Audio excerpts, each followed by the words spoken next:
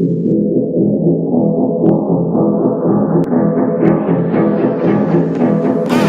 beat crazy.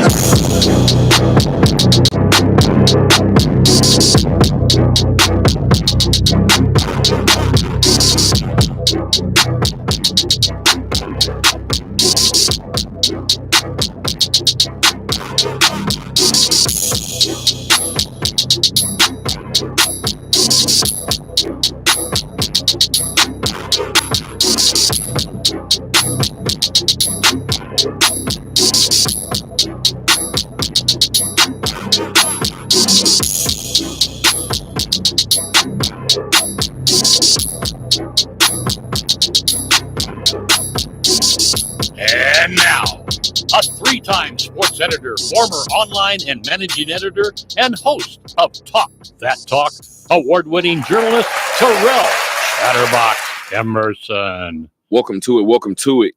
It is a little after 3 o'clock on Monday afternoon, so you guys know what time it is. It is time for the Monday episode of the Talk That Talk radio show.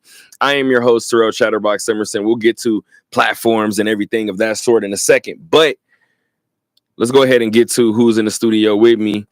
Alex Wright of the Las Vegas Review-Journal is in the studio with me. Alex, what's going on, brother? Not much. How you doing? I'm living a dream, man. I'm living a dream. I'm excited to be here. I got a lot of football fans kind of upset at me because we didn't get to talk football on Thursday's show, which may sound crazy leading up to the Super Bowl, but which would sound crazier? Not discussing it before it or not discussing it after it? Like, be more weird to not discuss it after. Right. Especially this Super Bowl didn't feel like there was as much juice leading up to the game.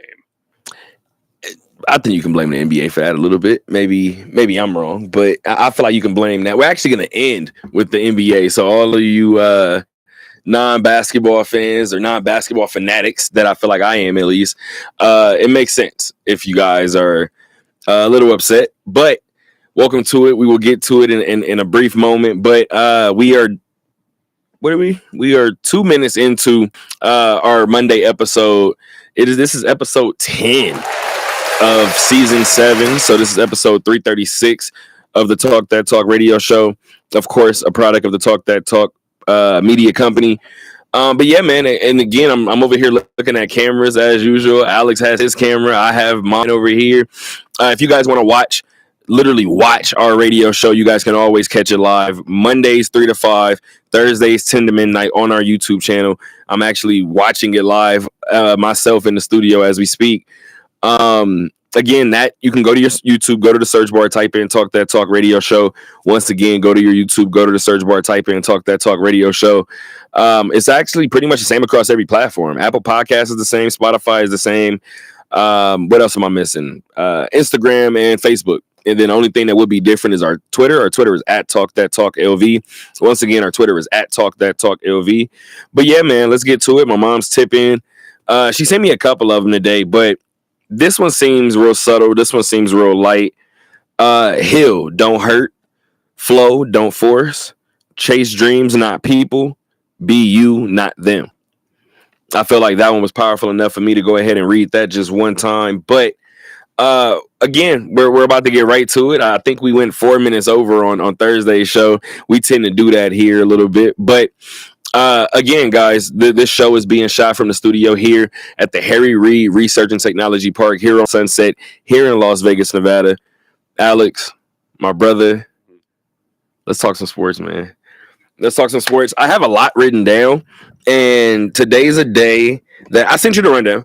Today's a day that I'm going to kind of let you dictate how you want this first hour to go, because we have all football in this first hour.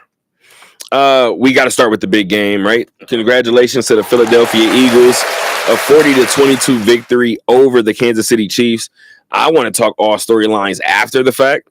So if you want to go ahead and talk the game, we can do it. I'll just say it was, in the moment, surprising, but maybe not that surprising given that the Chiefs, they've been in so many one-score games this year.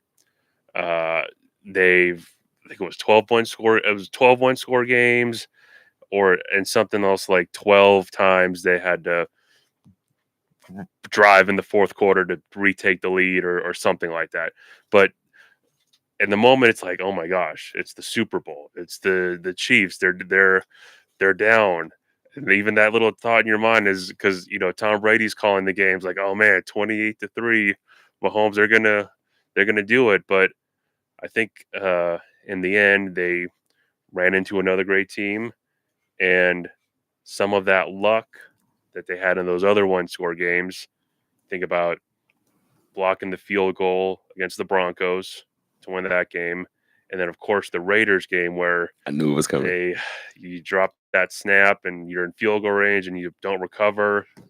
Aiden would have been a local legend for that 7-day period for sure, if that game would have went the opposite way. Absolutely. But part of going to 3 straight Super Bowls, and if you do 3-peat, there is a luck factor, and it just feels like people that were going with the Eagles were kind of saying, hey, in the lead up to the game, hey, the Chiefs have been in a lot of one-score games, and that it's hard to be that lucky so many times to have that luck on your side. Of course, there's the element of you've been in big games, you know what to expect, you know how to handle 2-minute drives, the clock, all that sort of thing. But I think in the end, this Chiefs team, as far as what they were trying to accomplish this year and how everything went this year, the luck that they had in the regular season, other games ran out when they kind of needed it most. And it's interesting too, because based on everything that you just said, punching them in the mouth probably would serve you best, right? And that's exactly what Philly did. Now, kudos to KC for shutting down Saquon about as much as you could, right? Went ahead and kind of eliminated Saquon out of the game, but the run game was still a viable option for Philadelphia, obviously considering all the damage that they did throughout the season. You have Jalen Hurts, who obviously is a dual threat quarterback. I talked about, I think this was maybe before the NFC Championship. Maybe it was right after. If I'm Jalen Hurts and we have an offense predicated on running the football, right? Not just me, but not just Saquon, like a host of us, right? If that's our goal, that's what our offense is kind of based and built around, cool, I'm with it. However, if we've ran the ball 75% of this game, and then you want me to accurately throw a deep ball in the snow to A.J. Brown down the middle of the field, I might be a tad off. I haven't thrown past 10 yards 3/4 of this game. So I was interested, and I think I said it, this might have been before the NFC Championship, because I said I wanted to see him take shots early. Didn't really need to. That game was what it was, right? Now, this time around, I'm working. I'm working during the Super Bowl, so I'm trying to figure out spots where I can watch, spots where I can't. It wouldn't matter anyway. I went home and watched the whole game. Wouldn't matter anyway, right? To see Philadelphia with their commitment to throw the, I mean, I say commitment, their threat to throw the ball early, to me, going in, I said, oh, okay. Now it's an open ball game. Did I think it would open to the tune of 34-0? No, I don't know about you. And you feel like the Eagles, they probably expected Kansas City's going to do whatever they have to do to limit Saquon Barkley. So right. You know that extra week of practice is going to be a lot of how can we find pass plays, how can we put Jalen Hurts in spots where he could make some great throws, we could move the ball down the field. Philly's offensive line, one of the best in the NFL, if not the best. And then, of course, their defense played extremely lights out and getting a lot of pressure on Mahomes and everything of that, and forcing them into mistakes. But yeah, I just felt like they knew they were going to have to balance, and I felt like they did a good job of preparing for that and in that extra week leading up into the game. And did you feel like, with the pressure in terms of that, did you feel like it was reminiscent a little bit of, you probably know where I'm going, but the Tampa Bay Super Bowl, obviously, right? And I feel like that unsettled, like that level, and you know what's interesting? Didn't Brady say that? Yeah. during the telecast. Brady said that going back to that Super Bowl, they had to regroup and come back stronger. They're probably gonna have to do the same thing this time around. And the interesting thing was, I remember 2 key injuries on the offensive line last time around. I don't think that was the case this time around. No, not at all. So I'm just randomly thinking about this. We're about to talk about Philadelphia for a long time. So if you guys are like Cowboy fans, Commanders, or Giants, probably especially Giants, Exactly. you're probably going to be sick for a little bit. But we're going to talk about Philly for a little bit. For a long time. But I'm just going to randomly give kudos to people that come to mind, especially on the KC sideline. Kudos to Xavier Worthy. He balled out in his first Super Bowl. I thought the moments that he had are still going to be lifetime moments, like regardless, right? So shout out to DeAndre Hopkins as well for playing in a Super Bowl, considering everything that he's been through in his career. I don't want to sound like a hater, but is that enough of KC? We can move on to the champs now. That's enough, yeah. We can move on to the champs now. Jalen Hurts, Super Bowl MVP, and you know what's funny? Let's give him a round of applause for that at the very least, right? But I'm gonna try to pull up the stats because this is one particular year. If you watch the game, his impact to me far exceeded anything that stat line was gonna say. Yeah. And you just kind of felt like for him, he's a guy that has gotten a lot of critiques. That some of it just comes with the position, and some of it probably a little bit more unfair than others. I remember watching the pregame show, and I thought you made me nervous. I thought you were to be like I was watching you, and I was watching the pregame show, and Terry Bradshaw, he's talking about this guy's won college, he won.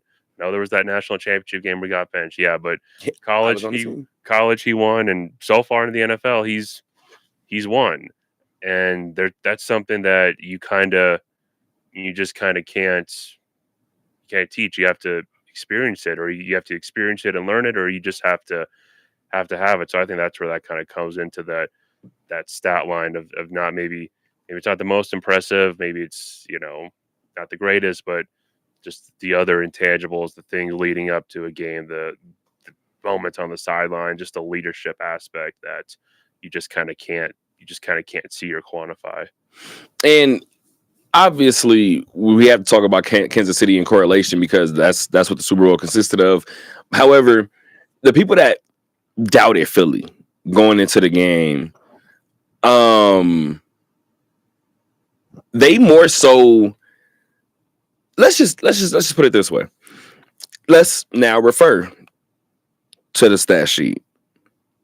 If you told those doubters who were already kind of hesitant on Philly going into the Super Bowl that Saquon Barkley was going to be held to 57 yards, I'm pretty sure that majority of those people would say it's going to be a loss for Philly.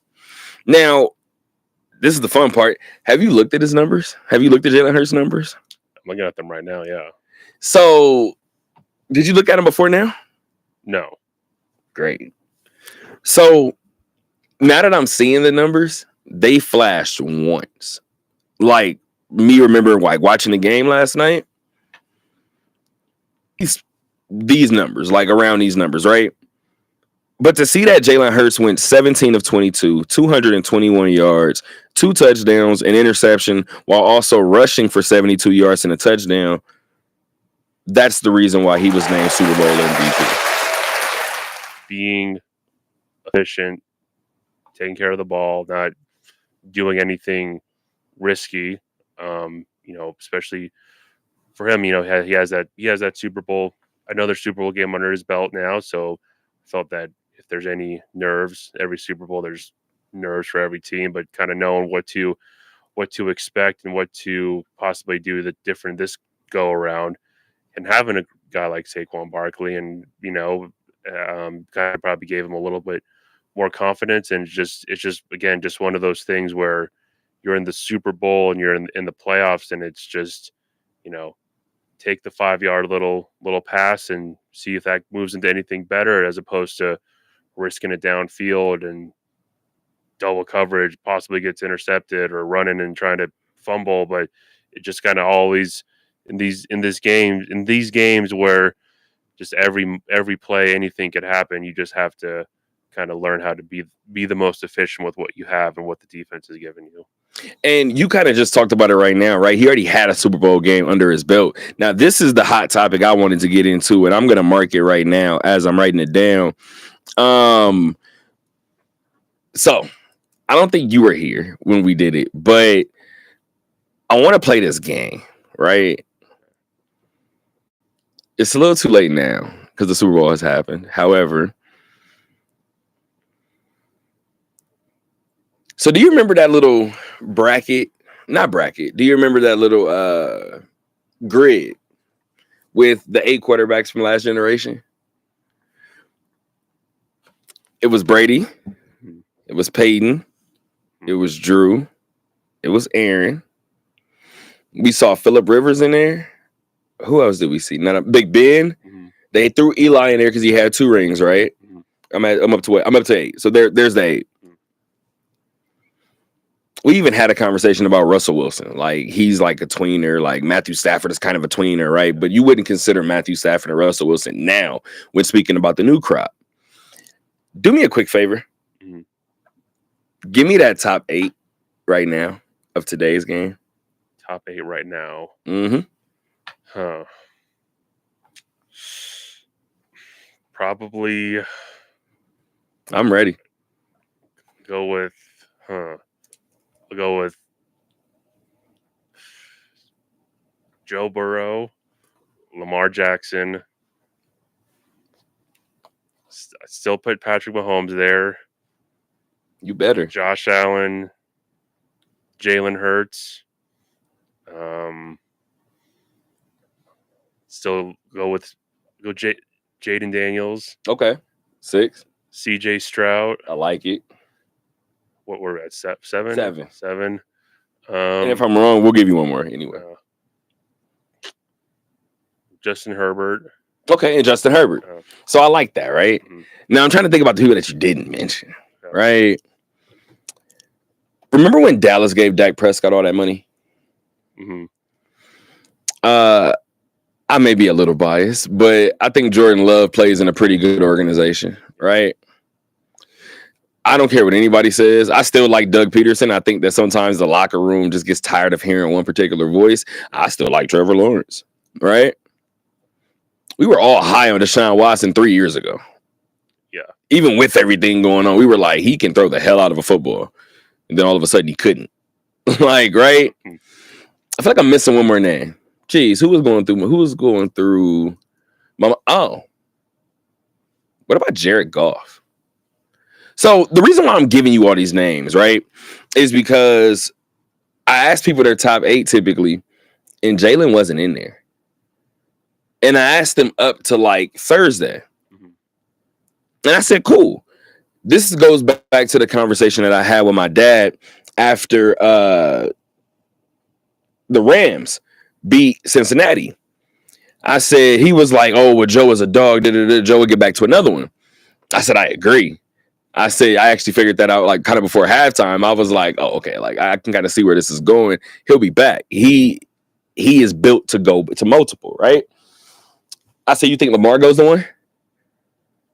He said, yeah. I said, you think Josh goes to 1?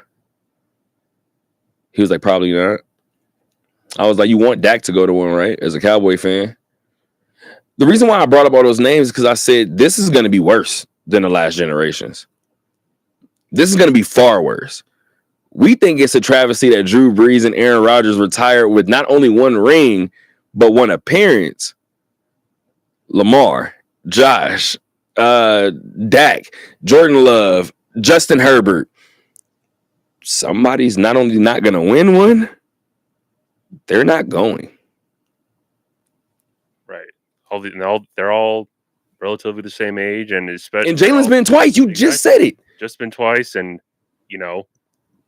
maybe I know it's just been 1 year, but if Jalen Hurts and the Eagles still are rolling, and it might be hard for Jaden Daniels to even even get to one. We didn't mention Jay. Oh, you mentioned Jaden. Jaden Daniels, yeah. I didn't. He wasn't in mine. And that's a great point because when somebody else mentioned him, I was like, Right. great point. And you just look at the AFC as a whole, Joe Burrow didn't even make the playoffs this year. That's a good.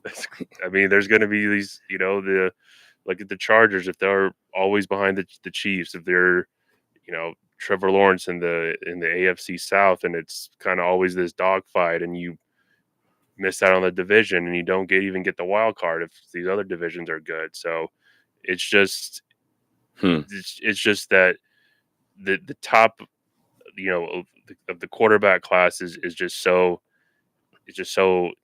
lead, and there's these thin margins of error, but separating all of them that, you could have this stellar career and run, but you're always going to run into, you beat Mahomes in a playoff game, and then your next playoff game you have, I got to beat Josh Allen. It's like, oh man, now I got to, oh, okay, good. Now, oh man, here's Joe Burrow. I got to beat Joe Burrow now. It's Cincinnati, right? And then it's just sounds horrific. First of all, it's just so brutal. And again, I heard so many people talking about it. Jordan and the Bulls. Karl Malone and John Stockton, Charles Barkley, Sean Kemp and Gary Payton. Mm-hmm. All these guys that Reggie. Poor Reggie. I tell people all the time, being a Pacer fan is like it's nauseating in a weird way, because I tell people all the time, the Pacers are. First of all, I love the Pacers. Like I do. I love the Pacers because first of all, I love just the Hoosier aspect of it, right? Like it's a pro team, but we've kind of gotten away from it now. We're kind of a run and gun basketball team. We're getting back to football, guys. I know you guys hate it, but I'm gonna mention my favorite sport. But the reason why I brought that up is because I said it's always brutal to be a Pacer fan because Reggie is in the thick of the Jordan era, right? Cool. I finally get past that. Like you just said, I get past the East, finally going to the finals. You put Shaq and Kobe in front of me? That's what you want me to deal with? Then we get past that. Reggie's gone, right? Okay, cool. There's another ascension. Did you just put the Heatles in front of me? People ask me, and the funny thing is, Indiana is never bad enough to be in a lottery. Right. Ever. Mm-hmm. We're always, worst case scenario, people ask me all the time, what's the worst case scenario for Indiana? Somewhere between the 8 and the 10 seed. It's usually where it lands. We won't be a 15. It's just not what we do. I don't know what it is. We are like 100% mediocre all the time. But reason why you originally brought that up and you was naming all those people from the 90s, right? And I brought it up. Somebody in that crop that we just said, and keep in mind, there's probably somebody we didn't even say. Now that we're thinking, I'm kind of over here just thinking, actually, let's do this. Let's have a little bit more fun with it. We mentioned Jaden Daniels, right? We saw what Jaden was. We have Shedeur Sanders. We have Cam Ward coming in. We don't know what Drake May is going to be. He has 1 year under his belt. JJ McCarthy was actually scheduled to be, well, let me not say scheduled. We assume he was scheduled to be the starter in Minnesota. We saw what that offense did for Kirk Cousins. We saw what that offense did for Sam Darnold.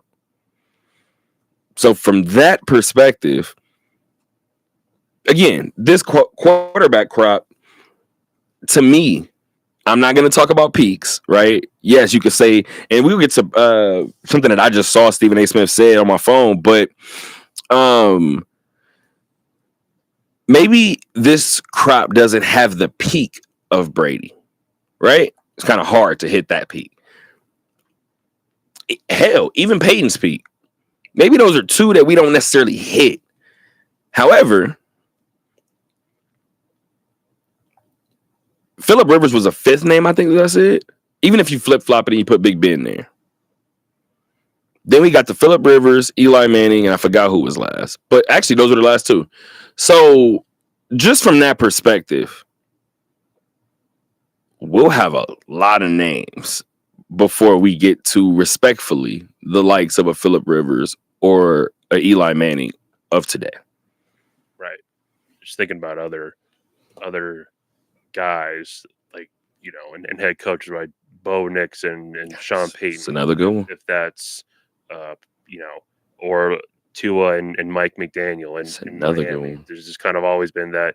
I just think about Miami. He's like, oh, this Mike McDaniel, this guy's he's a genius. I was like, oh, Tua's finally got something figured out, and again that they might not even get their chance. Yeah, and the scary thing is we don't even have to break it down even further and say somebody's not going to the AFC or NFC championship. Like, it's going to be a big deal when one of these quarterbacks makes their first one in like year 10. But what else do we have? Shout out to Jalen Hurts. Saquon Barkley going from the Giants to a Super Bowl champion in 1 year. Shout out to him for that.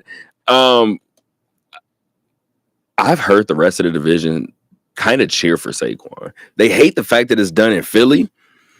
I heard the Commanders, like some Commander fans, and I heard some Cowboy fans, like, I mean, with the way that organization is run, yeah, leave and go get one. Leave and go get you one.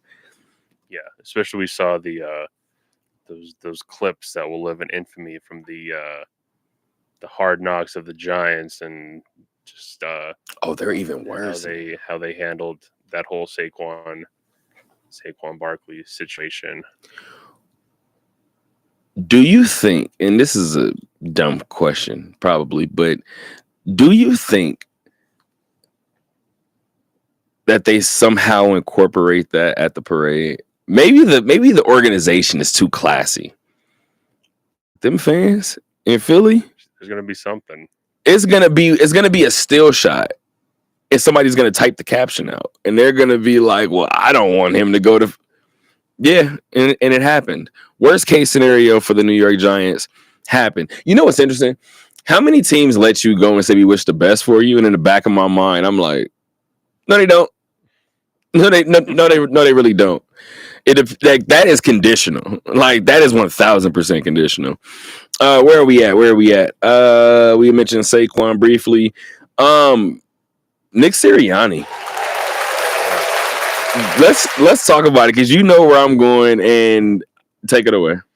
Well, I mean, as we know, last year, Eagles coming off Super Bowl from 2 years ago and rolling last season, and everything just fell apart.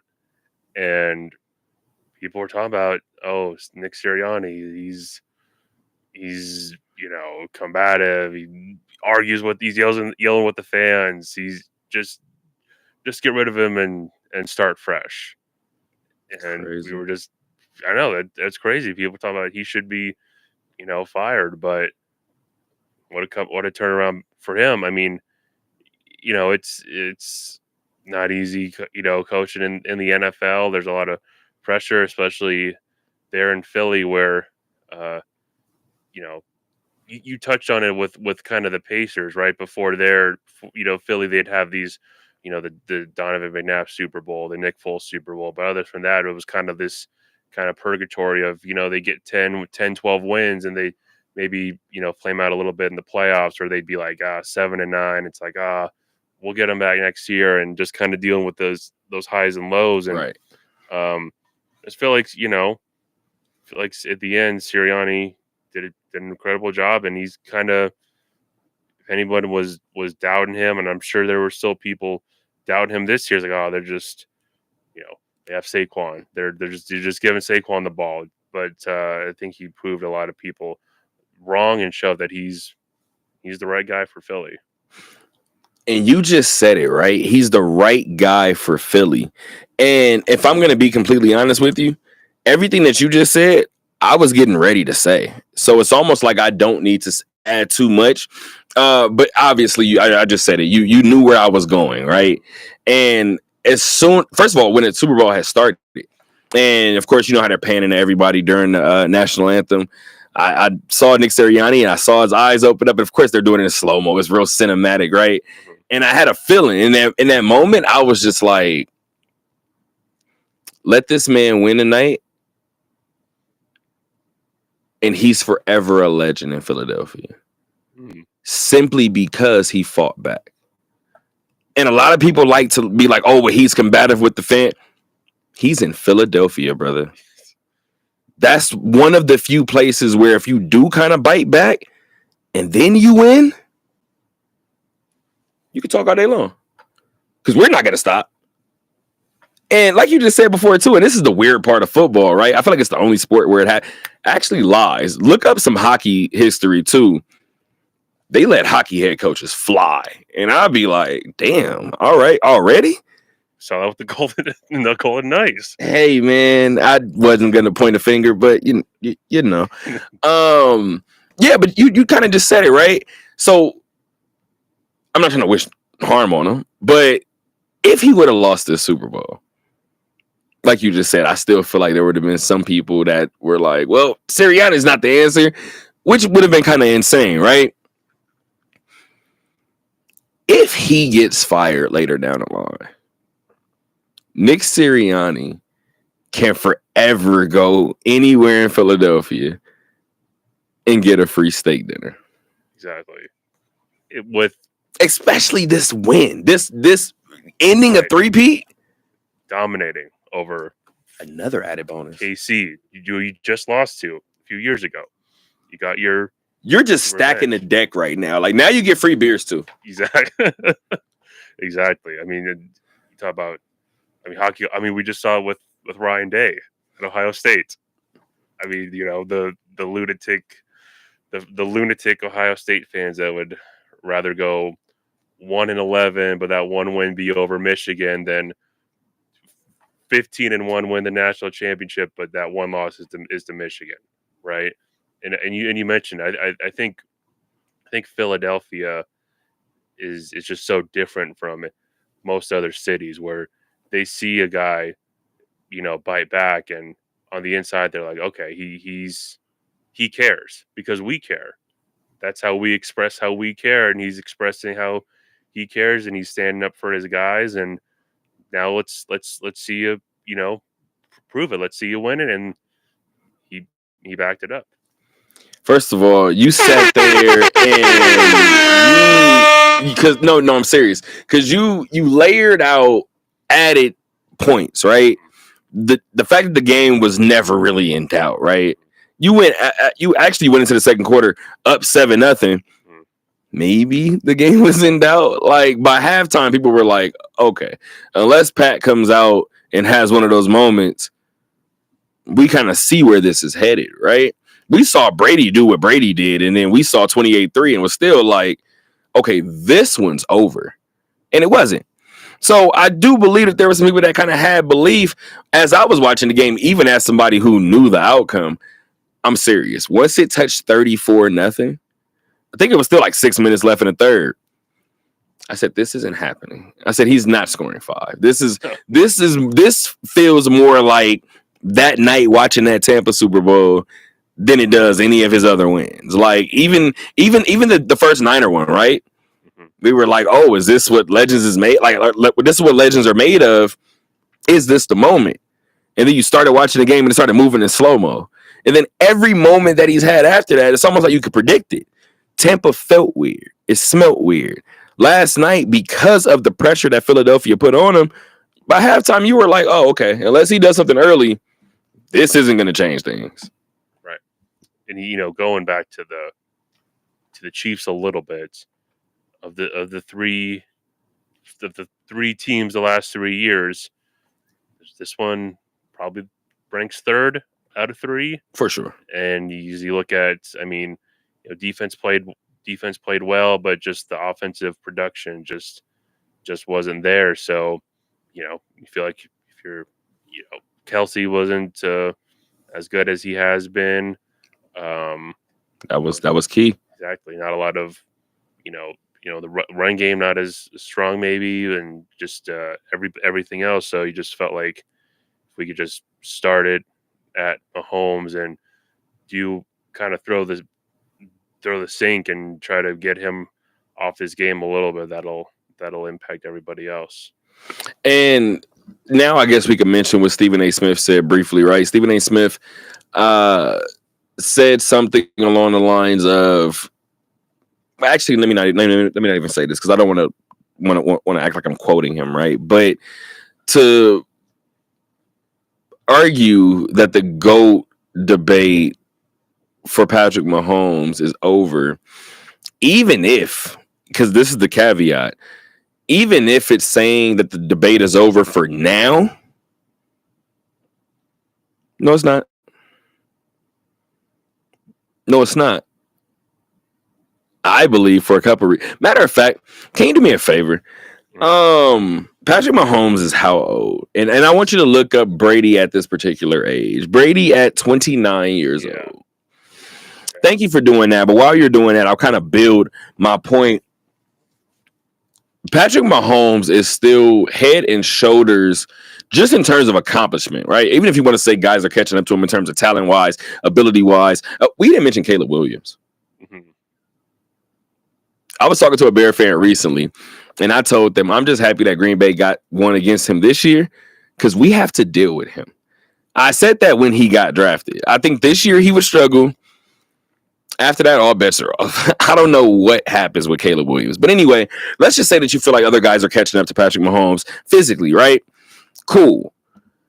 Patrick Mahomes is still head and shoulders above everybody in terms of accomplishments, right? Do you have up what Brady accomplished at the age of 29? That was age 29 season, yeah. Okay, you can give me that. Okay. So this was 29 years old. What year was that, please? 2006. So that was the year that they ended up going to the Super Bowl and playing Philly, right? That was, they went 12-4, and I do not think they went to the Super Bowl that year. Was that 07? What year was that? Because the next year, his age 30 year, was the 16-0. I was about to say 07 was the Giants. Okay, I know that. So that's it was 04 for Philly, I think. Yeah. That was way earlier. Okay. All right, cool. So 06. All right. Was that Pittsburgh and Arizona? All right, cool. Oh, I'm sorry. I'm completely sorry. I thought you were still reading off I thought you were about to get ready to read off. To his particular stats, or if you want to, because what I was going to say was at that point, Brady had 2 rings, correct? 3 rings. So Brady had 3 rings at that point. Pardon me. Patrick Mahomes has already thrown for more yards. Mm-hmm. Patrick Mahomes, you would argue, has already done more with less. At the time, people, and I remember this too, because this is probably one of the earlier sports stories I can remember. Probably the Lakers, their little dynasty, right? But just kind of some of the early 2000s sports storylines I remember being a part of and being in rooms. And I remember so many people talking about Bledsoe would have done the same thing. Bledsoe would have done the same thing. This guy isn't moving the needle. Like you said, maybe by the 3rd Super Bowl, it looked a little different. But if I recall the first 2, hopefully I'm not too off. But do you have all of his Super Bowl wins up? Or maybe you can figure out maybe the first 2. But the reason why I brought that up is because we know that the first one was against Carolina, correct? Rams. That's the one I was thinking about. I thought it was the second one. So the second one is against Carolina, correct? Mm-hmm. The third one would be against Philly. Yeah, so like I believed, until that 3rd Super Bowl, nobody thought that Brady was the difference maker. I don't think that's necessarily the case with Patrick Mahomes. I also think that we need to factor in that Patrick Mahomes is 29 years old. If you want to talk superstar level, we could talk LeBron, right? And just talk ability to stay healthy. We saw Pat have that bad ankle injury, and Pat played. We've seen Pat have bad ankle injuries and not play. Whenever it matters most, it appears that Patrick Mahomes is going to play. Mm-hmm. Let's just say he plays another 8 years. He plays for 37. Yeah. What's the over-under him making 2 more? You know what I mean? So just from that perspective, the GOAT debate isn't over because he's already done things that we haven't seen before. So it's not over for now, temporarily, until he closes the door on that chapter or on this chapter, or he hits a drastic decline. Patrick Mahomes is in the thick of that GOAT debate. I don't think LeBron has left that GOAT debate since like year 3 in the league, by the way. Right. Once you sniff the finals as a baby, okay, we don't know what you're going to do. We saw Kobe do it, right? And then we saw Kobe not even in hindsight, but there were people that were saying it in the moment. But mainly in hindsight, people went back and was like, well, he had Shaq in those early days. Like, you had Shaq to lean on. Bron didn't.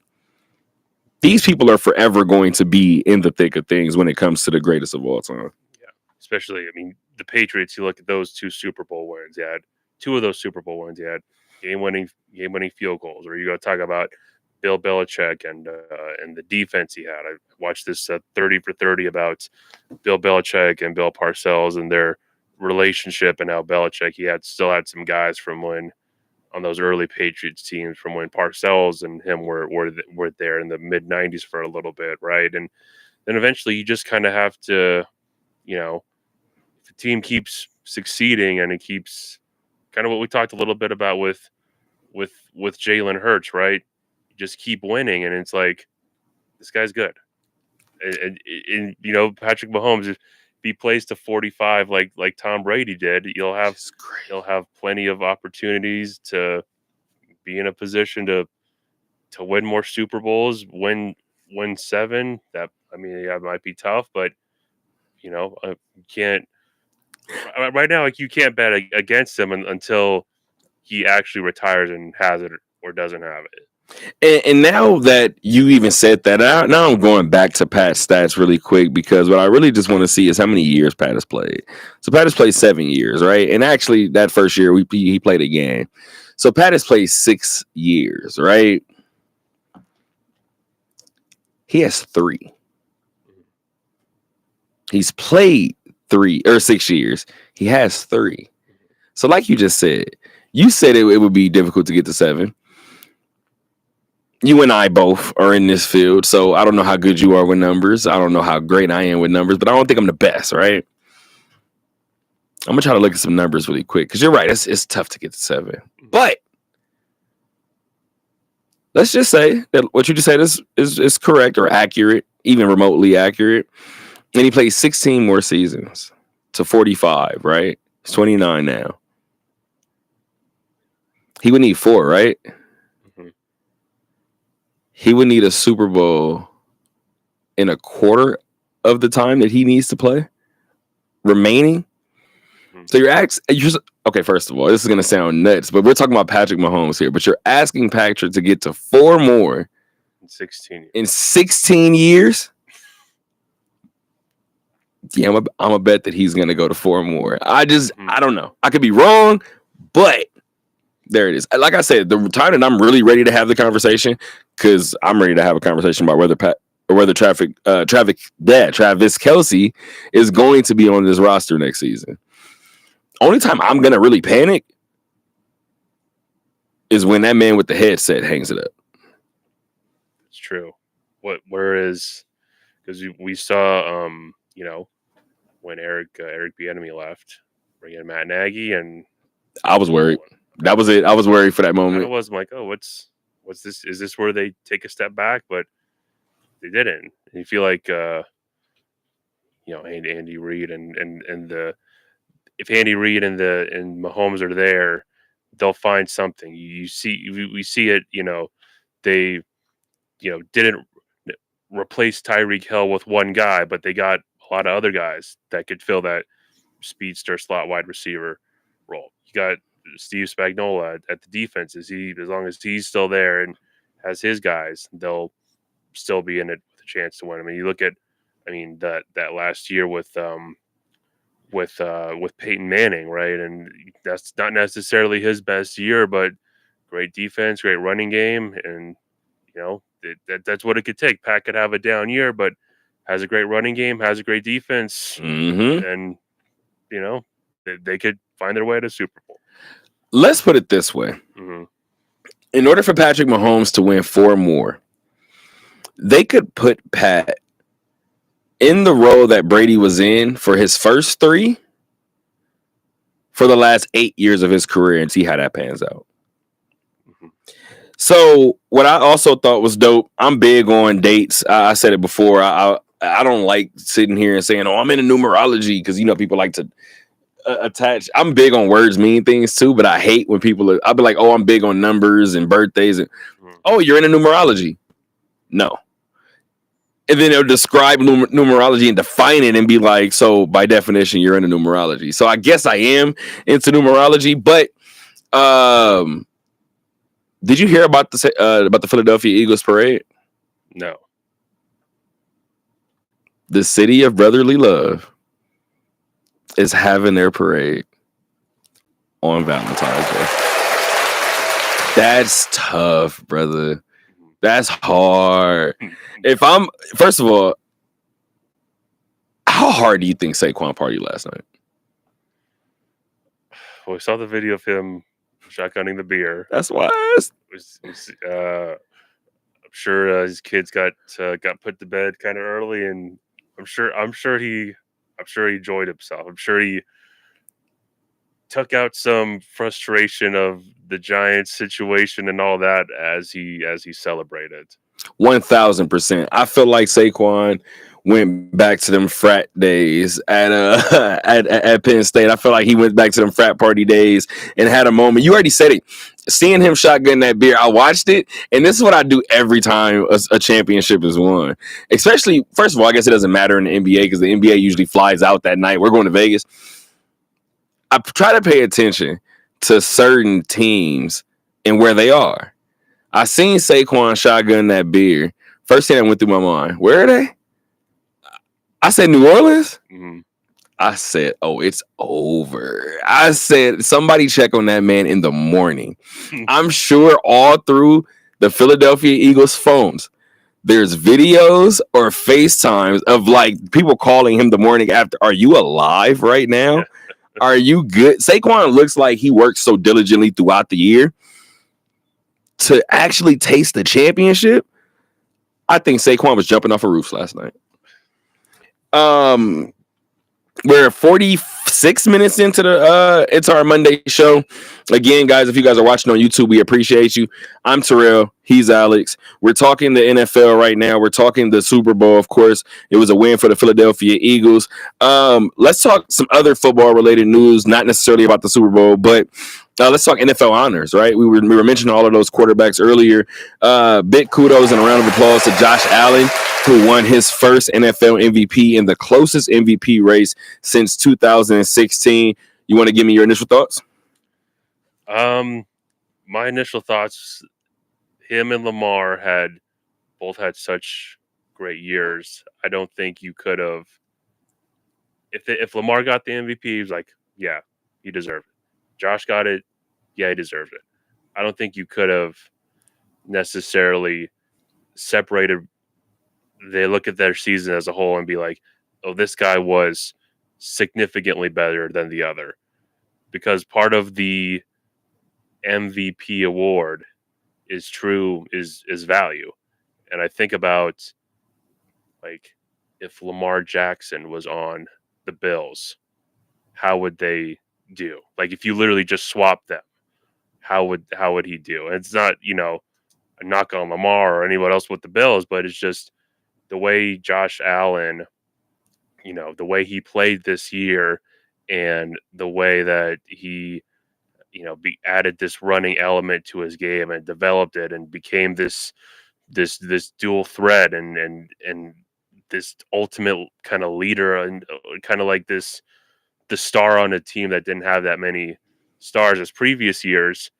It was like his value was a little bit greater than Lamar's, because I think also part of it is talking about looking at the rest of the teams as a whole, right? Like I trust, they had, again, not knocking Lamar, but you have Derrick Henry. You got John Harbaugh, a great head coach, right? And the Bills and everything else, you're like, I don't know about Sean McDermott. I don't know about this defense. How do they hold up? How does the rest of these guys? But Josh Allen, I felt like the most valuable player doesn't necessarily have to be the best player. That's why there's other awards like offensive MVP and first team all pro that could fill that void. So I think, I thought, Josh Allen was a worthy MVP for this year.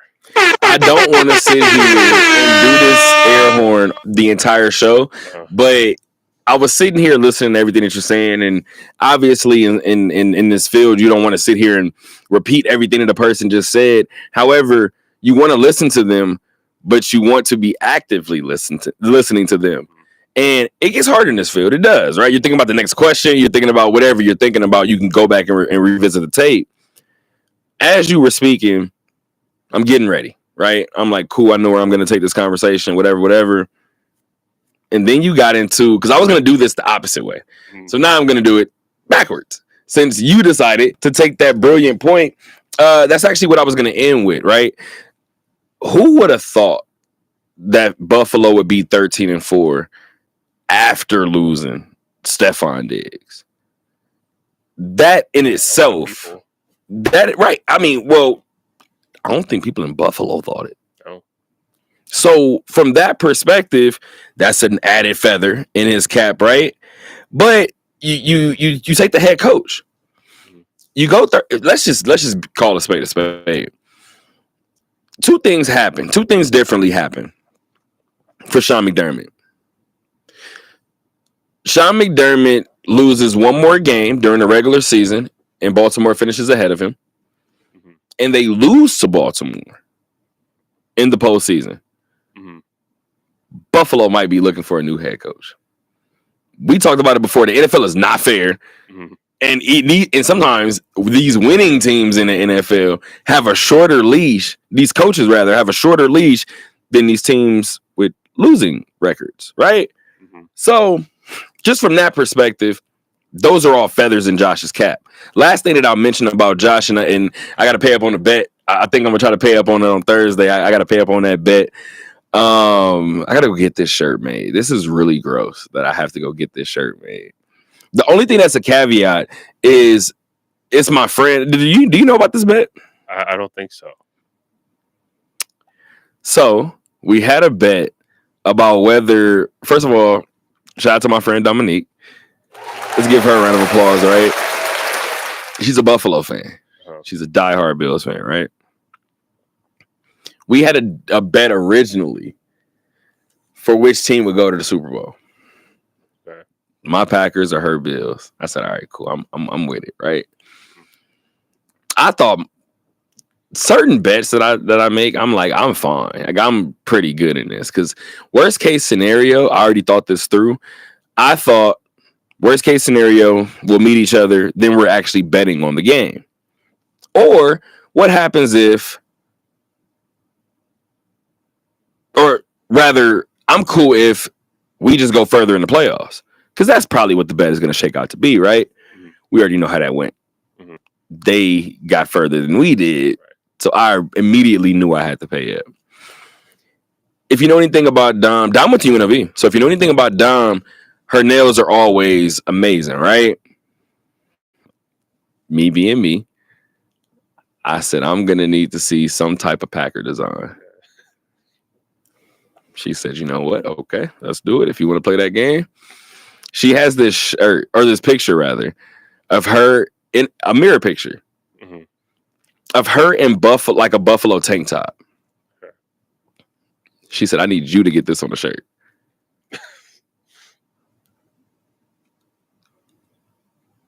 Initially, this is how I knew I was in trouble. Initially, when she came back with her side of the bet, instantly I said, I don't want to play this game anymore. I think I know the way this ends. So I said, okay, all right. Long story a little less long. I think I'm going to try to get this shirt made before Thursday. Make sure I come in here for the Thursday show and do it. It wasn't a part of the bet to wear it during the show, but I'm a man of my word. Post a nice picture of yourself. Okay, relax, sir.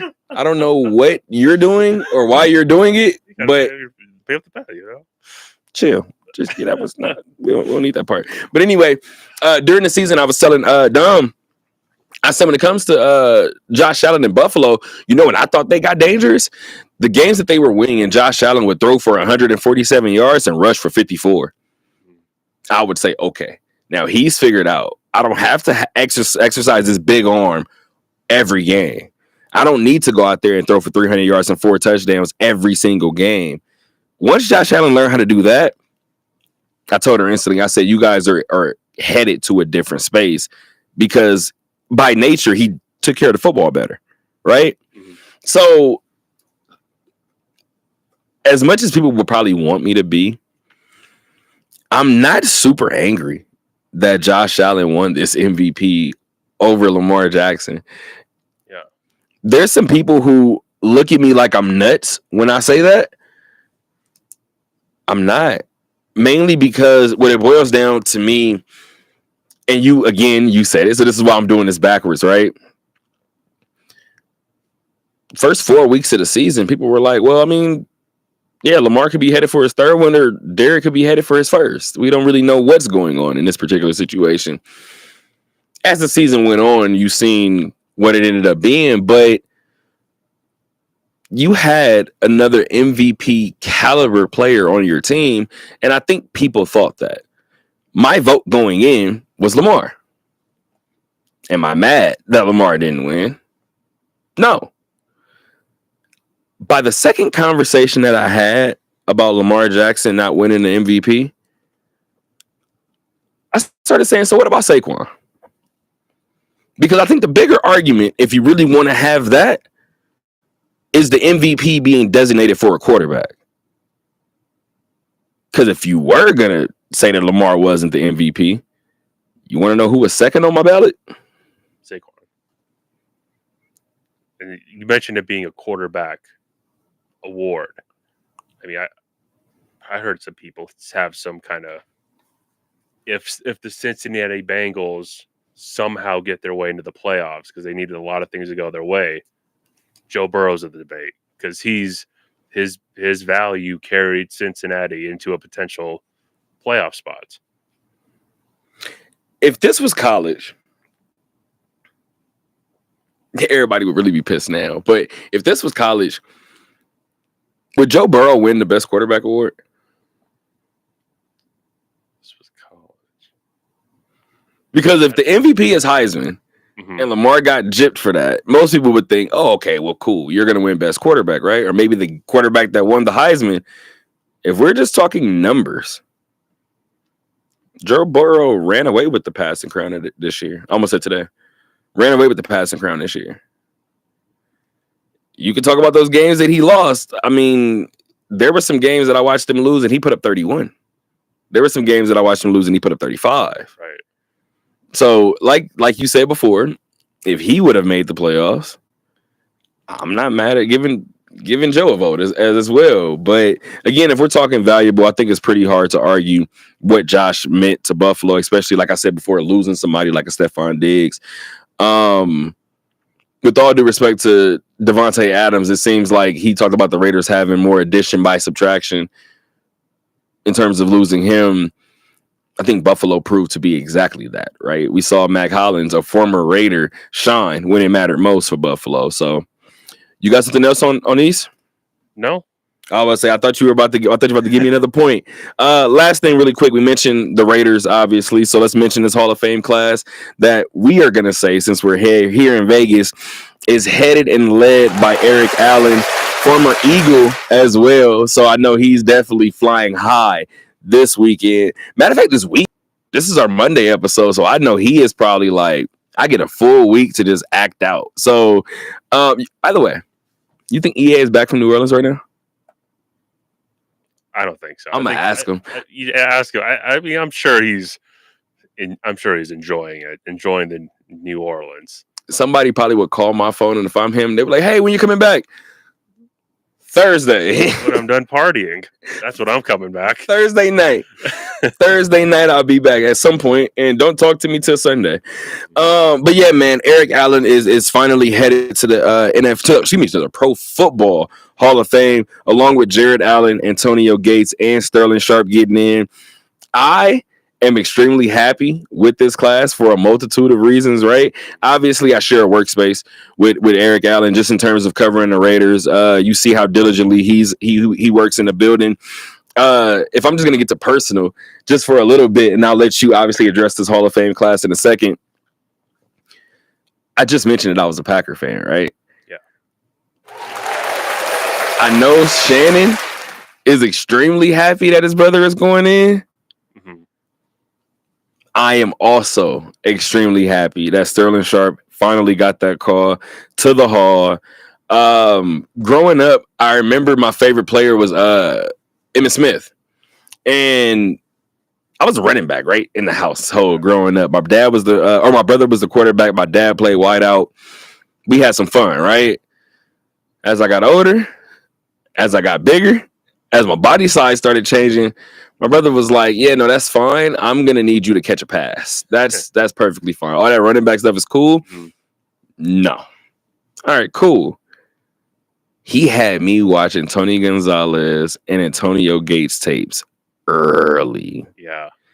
Antonio Gates, for as much as me to be somebody who says the Chargers are the Clippers of the NFL, with all due respect, y'all heard kind of the way that I spoke about Phillip Rivers. This is not a knock on that man's career, but you could take it how you want to. I had no belief in the San Diego Chargers when Phillip Rivers was there, and I loved LaDainian Tomlinson, and I loved Antonio Gates. I felt like there was a different issue in terms of the Chargers never getting there. So to see Antonio Gates be recognized for me is a big deal. And then finally, again, being a Packer fan, you can only hate so much, right? We actually had this discussion. Shout out to my guy, Jeremy Weiss. We had this discussion maybe a week ago where I'm going through everything and I'm like, okay, well, who's going to make it and who's not? And I'm listing these people off, right? I got to Jared Allen's name and I said, well, he better go. And Jeremy was like, well, why do you initially say that? I had to watch many games that he wrecked. I remember when he finally got out of Chicago and ended up, was it past Minnesota? I forgot the exact order that it went in, but when he went to Carolina, Mm-hmm. and I said, you know what? It was the opposite way around. Anywho, whenever he got out of that bad situation into the better one, I was like, you know what? This is an issue. I think it's when he got to Minnesota. I said, this is an issue. Because if he ever wins, this is somebody that we cannot forget about, right? He reminded me of the classic and legendary Pittsburgh or Baltimore, maybe even Dallas defenders of the 90s, right? Mm-hmm. If he wins, he's undeniable. So I said, even though this was the case, Jared should go for me. So to see Jared make it, that was obviously pretty dope. Now that I'm thinking about this Jared Allen situation, do you even? I saw you over there typing. Did you look it up in the order in which he played? So he started out Kansas City. Yep, Then that went was to brief. Minnesota, 08 to 13, 14, 15 with the Bears, and then 2015 with Carolina. And that was the year I think they made the Super Bowl. Yeah. That year, ironically enough, DeMarcus Ware and Von Miller were paired together. I remember that move and saying,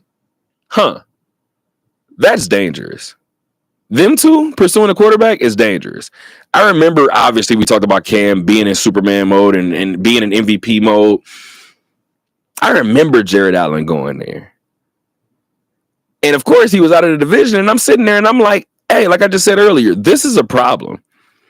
If he goes out and he does what and he actually did, and he goes out and he does what he's supposed to do at his position, Carolina has a legitimate shot to win. Any thoughts on Eli Manning not making it? I think he'll eventually get in. He just not a first ballot Hall of Famer. I think we look at just this Hall of Fame voting, like how we saw with baseball and Ichiro not getting a unanimous vote or not getting left out on every ballot except one. There's guys that are in that second tier. People like to talk about, oh, they're like first ballot Hall of Good type of guys. Call it what you want. that they'll get voted in eventually. I mean, we saw it with just thinking about baseball, like Jeff Bagwell. He took several years before he got in, and feel like, I mean, eventually Eli's gonna get in. And firstly, for Eli, I'm sure there's that you know, like, oh yeah, it's cool to be in the Hall of Fame, but you know he's he's much happier that when he's got his 2 Super Bowl rings. And being a little brother, right? I tell my brother all the time, y'all know where I'm leaning. I'm leaning toward Eli Manning. I'm leaning toward Kane over Undertaker in wrestling. I'm leaning toward the little brother. I'm little brother always, right? I root for little brothers. I don't even know. Like, that's just, I'm little brother gang, right? Anywho, we had this argument a long time ago. Me and my brother did. And I feel like this is going to kind of be the same way, right? My brother was talking about, I think we were having an older brother, little brother type of argument. And he was like, let's talk about this person. Let's talk about that person. I said, cool. He brought up Peyton Eli. Said, okay. He brought up a bunch of Peyton stats.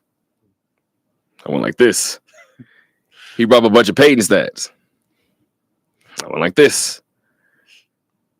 I said, I have 2 of them. I said, it doesn't matter what you say. It doesn't matter what you do. We play for these. I have 2. At the time, Peyton had 1. Right. We had the argument after. I said, I got the same. Guess what? For all that work you did, I got the same 2 you got. For all that work you did. No matter how this voting process goes, like you just said, when this is all said and done, if I'm Eli, I'm getting to sit in the house, look at Peyton next to his MVPs and his All-Pros and everything else, a tug on my jacket. I'm in, though. Doesn't matter.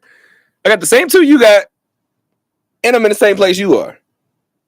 I think we both had a pretty good career. And both of mine are against your biggest rival. Or against the guy that you couldn't get past.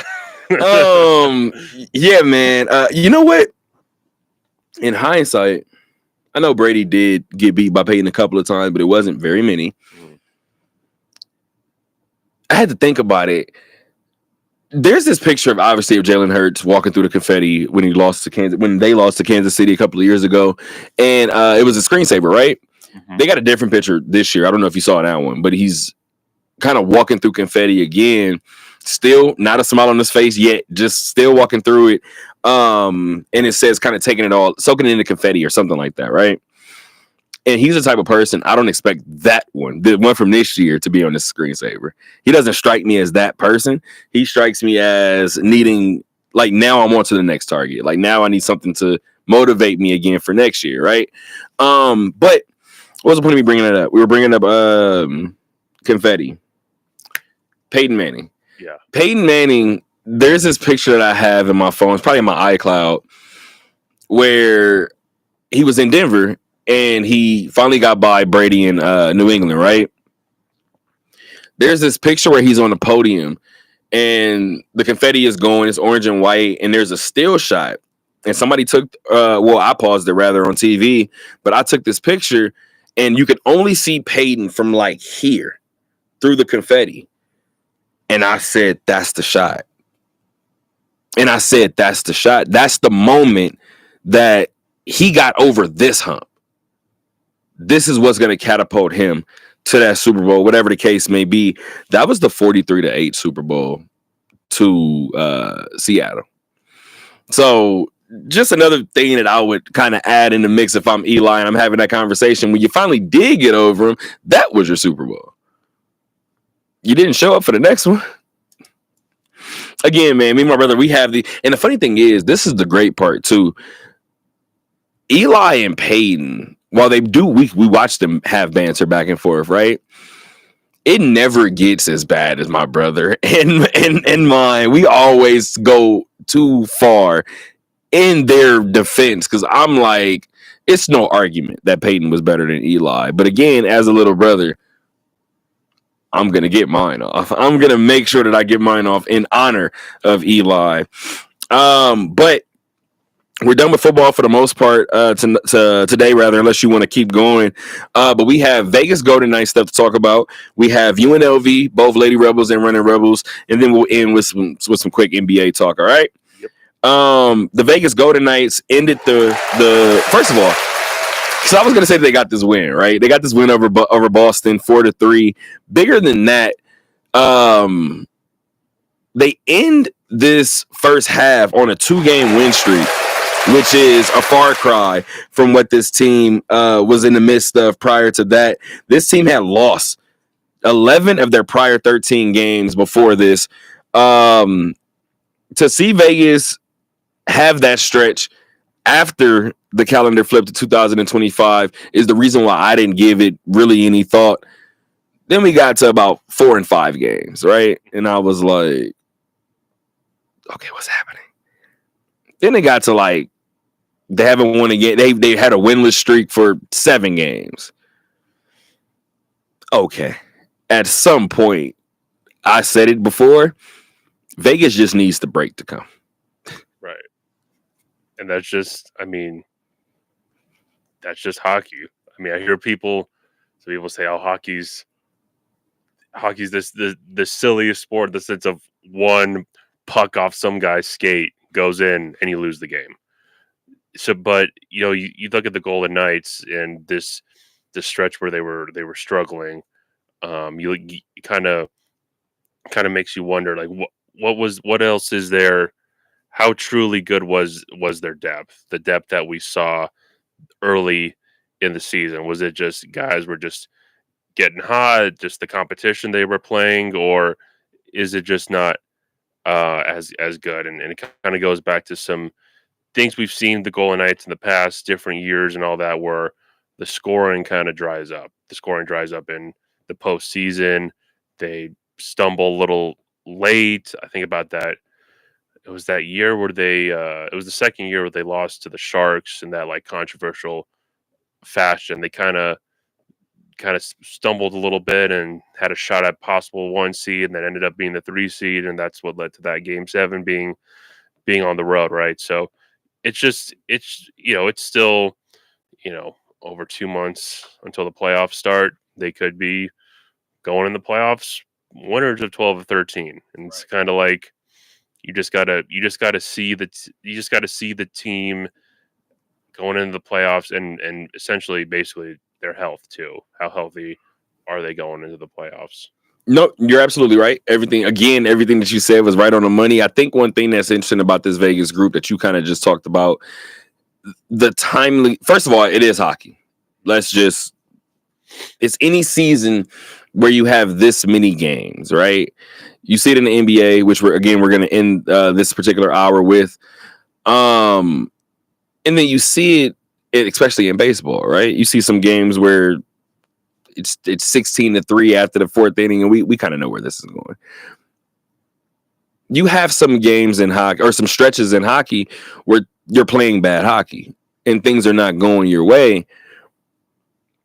Again, I think the biggest plus for me is that this came after two and a half months after the season started.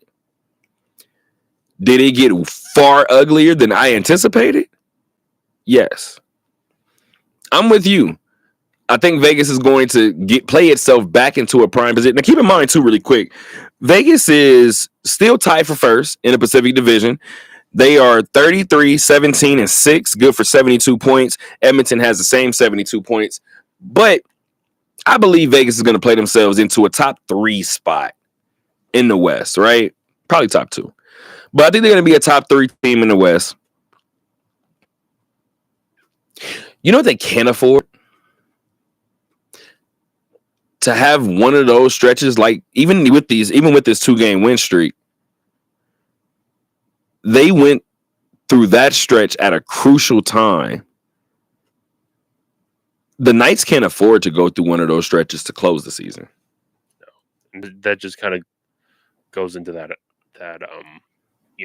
these Stanley Cup playoffs are, for some teams, it's 2 months, and it's the toughest stretch of the year, right? The grind of the playoffs and the unpredictability of the playoffs, and you just kind of, people talk about momentum in sports. Well, it might not necessarily be momentum per se, but more so confidence in the team. And you're like, man, we're having another bad stretch, right? When we need to be playing good. And some teams they're able to flip the switch, but a lot of teams, they're not. So yeah, if we get that spell of inconsistent play, that struggling to score, all that just bad play going into the playoffs, it's going to probably go in and like, oh, this team that after the first 2 months, you're thinking, oh, won the Pacific and have a nice path to at least the Western Conference Finals. Then it's like, what seed are they? Who are they matched up with? Are they start on the road? Are they going to face they fall into the wild card or whatever? So it's just gonna, yeah, they just kind of can't afford to have another stretch like that. And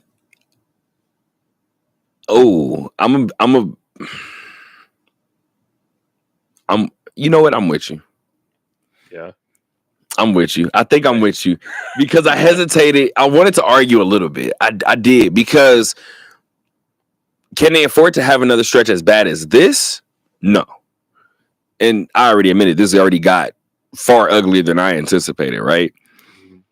Going winless for 6 games, I kind of expected at some point. If they would have done that before and done it again, essentially split this into 2. What did I just say?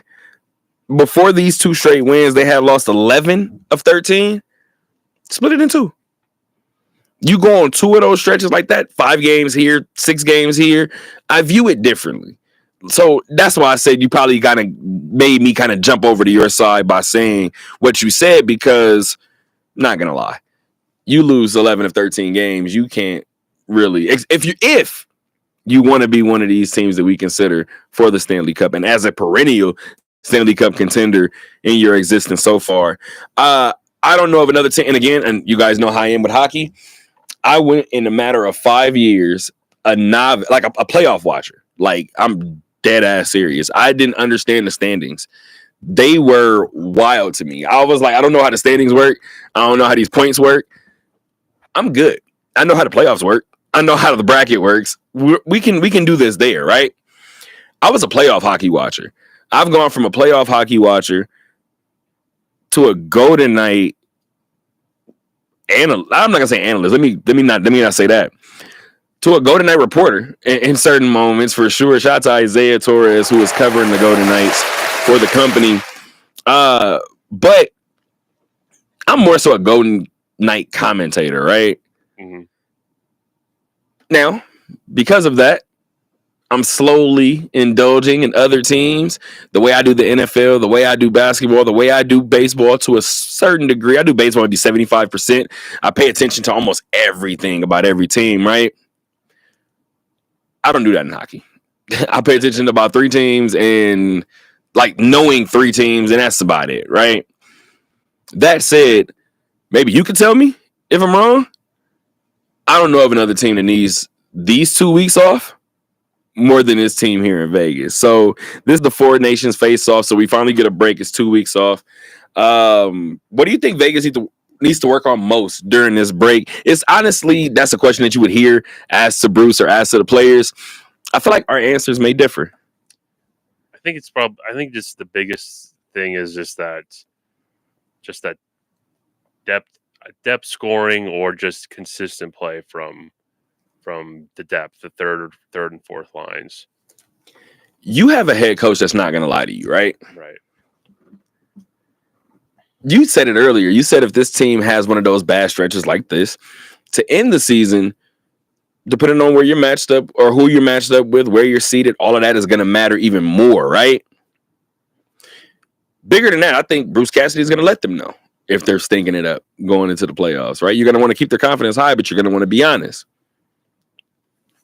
That said, I think Bruce Cassidy is looking at this entire group thinking, we're fine, guys. This 2 weeks, rest up.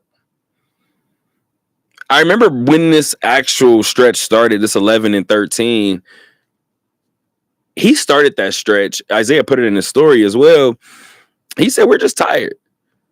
And to be honest, we're probably going to be tired on Friday. I laughed so hard when I heard that, because I said, I don't know how many head coaches they'll complain about the schedule or whatever the case may be. Bruce was like, hey, We're tired tonight. We got to fly out tomorrow. We're probably going to be tired Friday. We'll be out of this by Sunday. That's a coach being honest with you, right? I think that's the way Bruce is kind of attacking this. I think the players are probably attacking it the exact same way.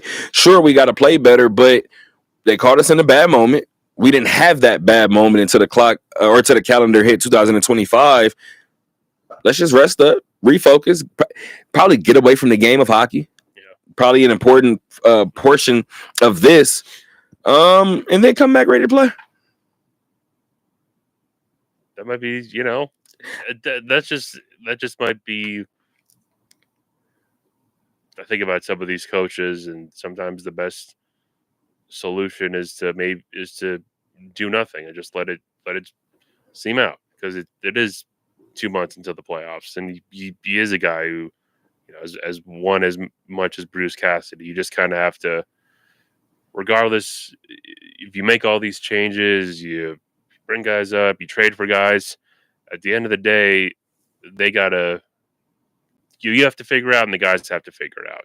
So that probably goes into that, just saying, hey, rest up, and we'll just, when we get back to it, we'll go hard, we'll go figure it out.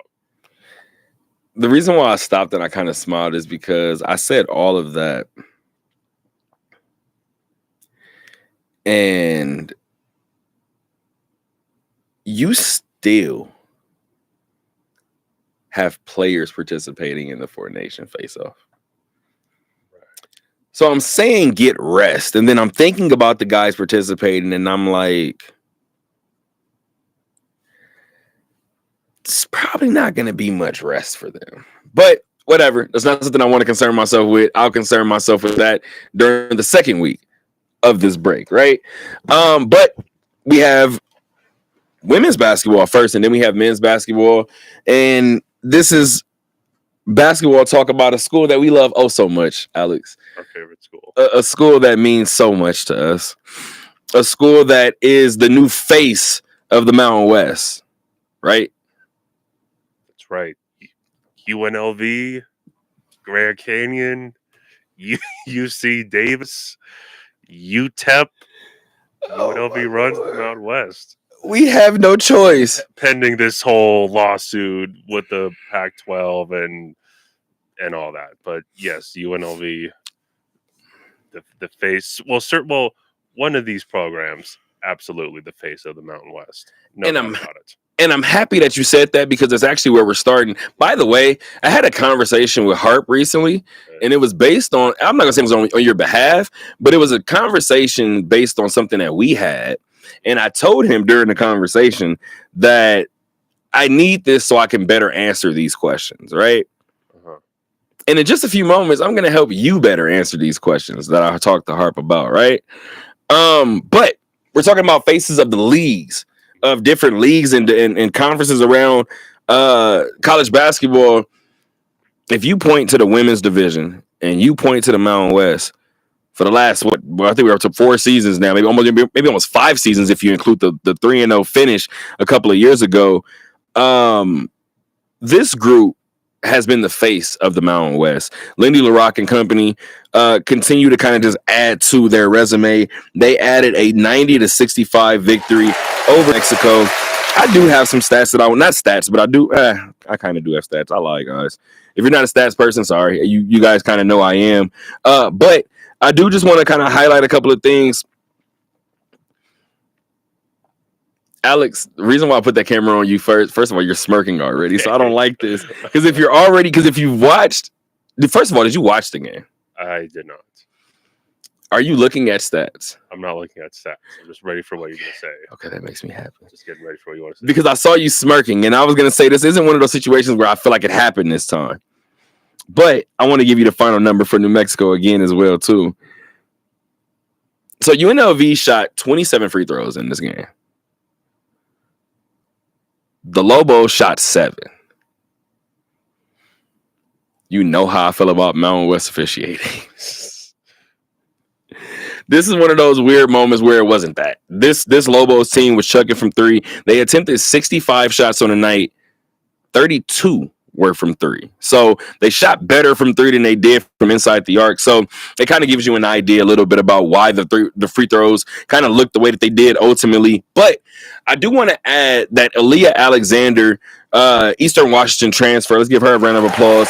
She tied a single game record for the program, going 10 of 10 from the free throw line. So again, as a unit, the team went 24 for 27. Aaliyah Alexander led all scorers with 15 points, highlighted by that 10 of 10 from the free throw line. Kiara Jackson added 13 points. McKenna Brackens and Alyssa Brown added 12 and 11, respectively, in that starting lineup. Meadow Rowland, I'm giving a round of applause. I've been giving a round of applause for the past 2 weeks, but I'm going to continue to do it.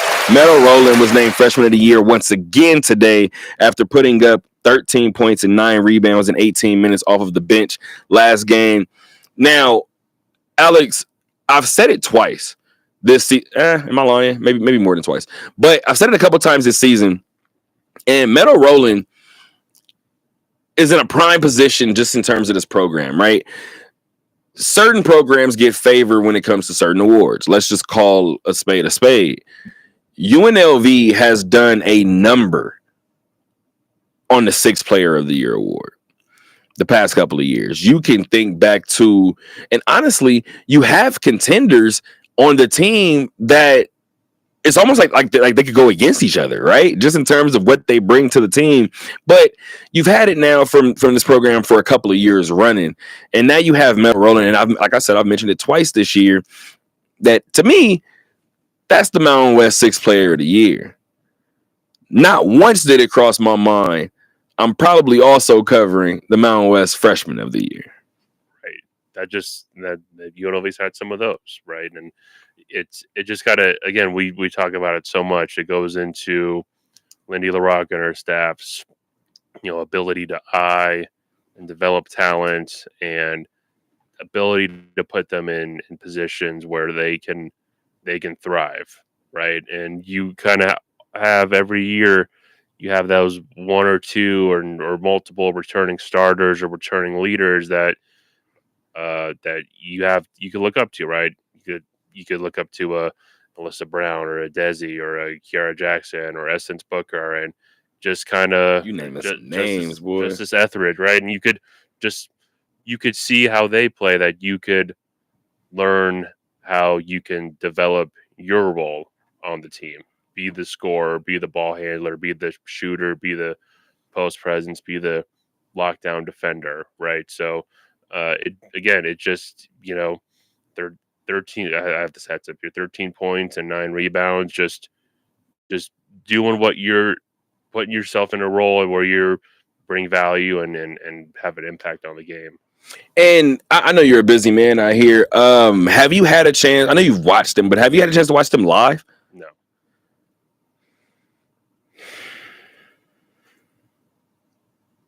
So, shout out to Desi. Shout out to Desi Ray Young, right? Who's actually killing it in Athletes Unlimited. As my microphone tries to drop. Mic drop. It works, Desi. One of the things that I loved about Desi, and I feel like you need this to a certain degree, right? Do you remember the NBA player whose nickname was Crash by any chance? No. Who was it? Once I tell you, you're going to be like, oh, okay. Makes a lot of sense. Gerald Wallace's nickname was Crash. Okay, yeah. And you nodded. As soon as I said Gerald, you started nodding. So Gerald Wallace was nicknamed Crash. You kind of know where this is going. Plays above the rim, hits the hardwood a decent amount.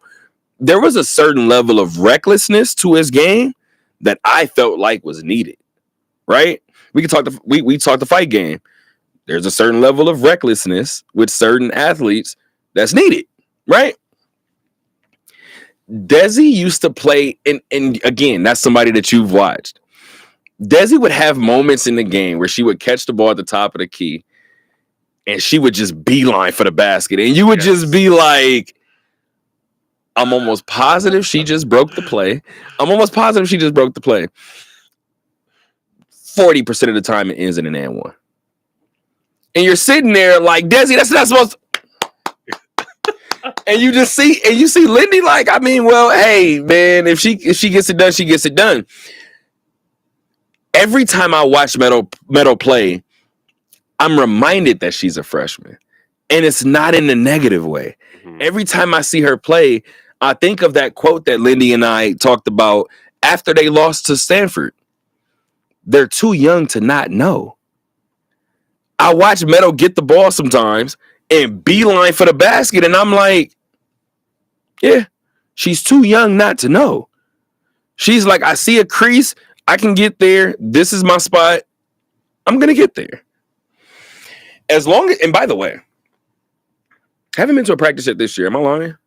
Haven't been to a practice yet this year. Maybe I'm lying. But those years, I'm gonna have to ask Lindy for practice film, because those years of AB and Alyssa and Kiana Wilfred, and them practices were, it's a lot of bumping down low, right? And this is my ignorance, and I'll take that. I clearly didn't pay enough attention to Meadow last year. I know she was a red shirt, not the point. It's my job as somebody that's embedded. I knew what they were getting. I ain't know this. Right. And you just don't know until you actually see them play, how they play with everybody else and everything. And I love that you mentioned that recklessness with Desi, right? That's kind of how, she used that recklessness and developed it and fine-tuned it and became the most dominant post player in the conference for a couple of years. And you mentioned it right. Like I would always you always grin or laugh, and it's just like, just put the ball down and just like throw it up at like the weirdest angle, and it went in, and she scored, and it was always it was a highlight reel for sure.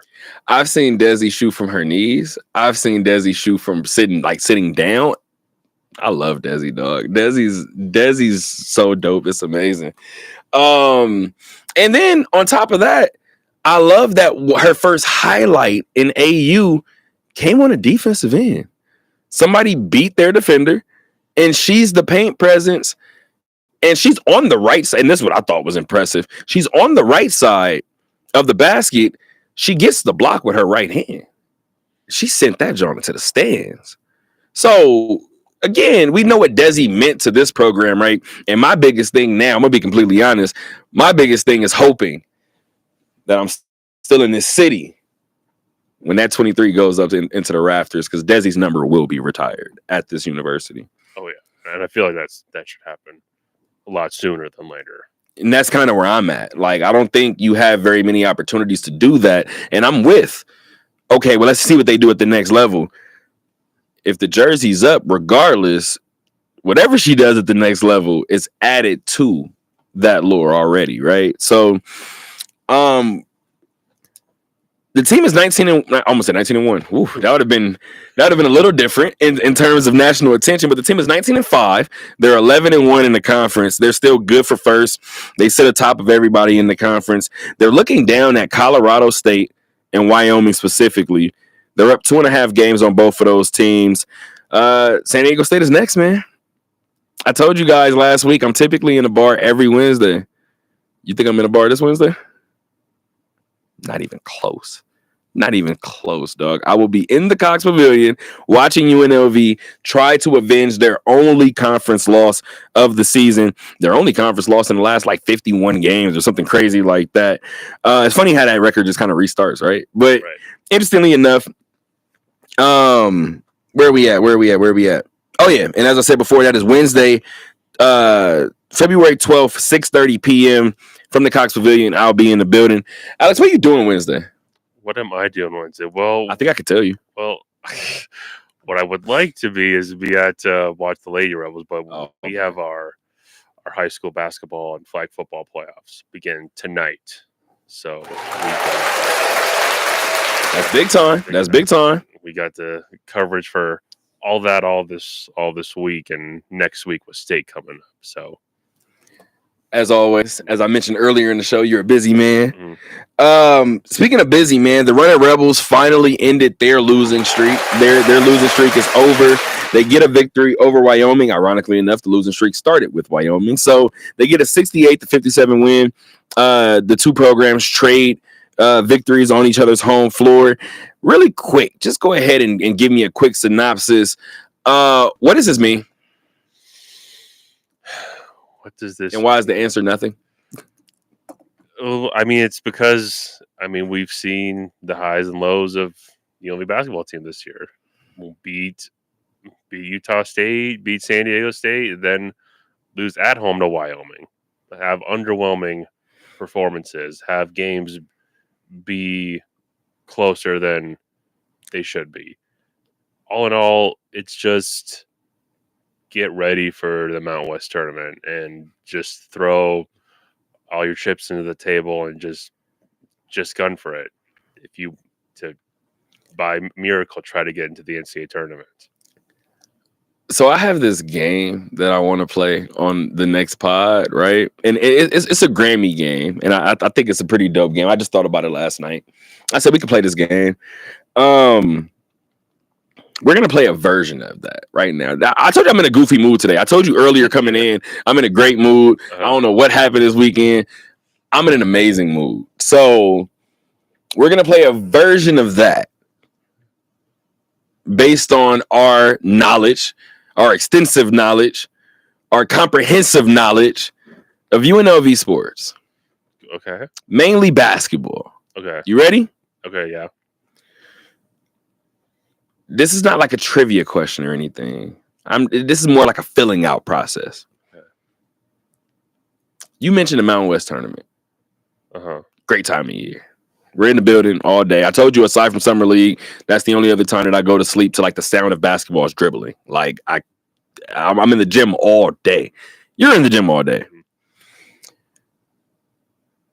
Just as a former rebel, fight on. I would like to know what your confidence level is in terms of percentages for UNLV to do anything remotely successful in a tournament. And the reason why I wanted to bring this up and say this is like a version of a game, let's just say last year you at 60%. Year before that, you could have been at 70%. You get where I'm going? Mm-hmm. Think about the last 5 years and then give me your percentage from this year. Well, not very high this year. Percentage where you could do anything. I don't know, maybe 30% or below. I'm at 35. Yeah. And I like how you mentioned, look at the last 5 years. Every year they're like, they get the 4 or the 5 seed. And it's like, oh man, if they figure it out. Like last year, they went on this, finished tied for second in the conference, got the 4th seed or the 5th seed on a tiebreaker or something. And it's like, all right, well, they finished tied for second in a 6-bid Mountain West Conference. They've got a shot to do something, right? Or you think of the Kevin Kruger's first year with Bryce Hamilton and Donovan Williams and Royce Ham were all back and healthy. It's like, all right, that 3 is a good group.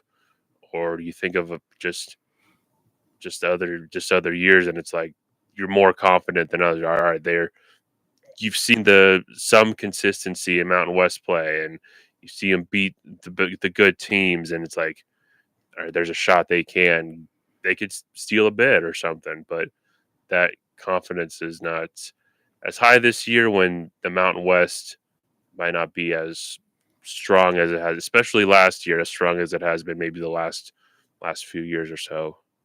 So first of all, you took that a couple different places, and I'm glad you kind of added that add-on at the end about the Mountain West not necessarily being strong this year, right? We don't have a percentage higher than 35 between us. And respectfully speaking, I try to be pretty humble in this thing.